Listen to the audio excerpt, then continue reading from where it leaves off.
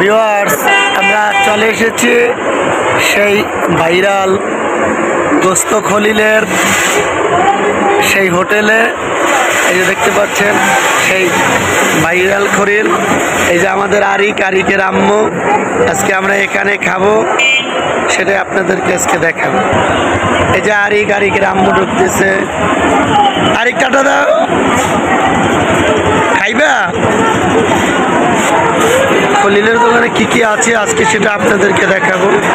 প্রথম দর্শক, প্রবেশ দাঁড়িয়ে রয়েছে মিষ্টির বিভিন্ন সুকেসগুলো সাজানো রয়েছে, বিভিন্ন রকমের মিষ্টি জাতীয় খাবার। এই যে দেখতে পাচ্ছেন দইয়ের হাঁড়ি রয়েছে, বাহারি রকমের মিষ্টি জাতীয় খাবার। এই যে রসগোল্লা দেখতে পাচ্ছেন, যে বড় বড় রসগোল্লা রয়েছে, রসমালাই এই যে দেখতে পাচ্ছেন।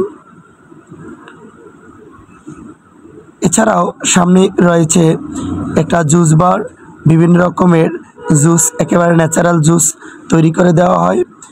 এই যে নিচতলার অবস্থা, এখানেও রয়েছে অনেক ভোজন রসিক। আমরা সিঁড়ি বেয়ে দোতলায় উঠতেছি। এই যে এখানে দোতলায় সিঁড়ির এই যে কোণেই রয়েছে সেই সফল ব্যক্তি, যে একজন লেখাপড়া না জানা লোক, কিন্তু সে একজন সফল ব্যবসায়ী। যে আমরা দোতলায় এসে পড়েছি, এই যে ওয়েটাররা দাঁড়িয়ে রয়েছে। ভিতরের পরিবেশটা খুবই সুন্দর, যেহেতু এটা নতুন করেছেন। পাশাপাশি এর কাছে রয়েছে মতিঝিলের হিরাজিল হোটেল।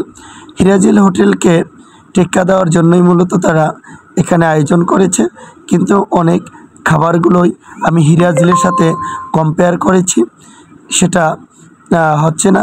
যেখানে রয়েছে খাবারের তালিকা, সেখানে বিভিন্ন রকমের খাবার যে দেওয়া আছে এবং এর মেনুর তালিকা দেওয়া আছে। আমি কাচ্চিবাড়িতে কাচ্চি খেয়েছি 300 টাকা, এখানেও 300 টাকা, কিন্তু এখানের কাচ্চির পরিমাণে কাচ্চিবের চেয়ে তুলনায় কম এবং মাংসের পরিমাণে 1 পিস। এই যে আমার ছেলে আরিক বসে পড়েছে, আমাদের খাবার রেডি, আমি খাবো। ও খলিলের এখানের একেবারে গোস্তটা আসলে খুব ন্যাচারাল, আমাদের দেশি মেজবানি মাংসের মতো।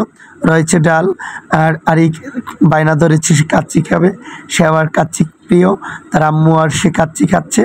আমি সাদা ভাত এবং গরুর গোস্ত দিয়েই, আমি বাঙালি মানুষ, বাঙালি খাবারগুলো খেয়ে দেখব। ধন্যবাদ সবাইকে, ভালো থাকবেন, আসসালামু আলাইকুম।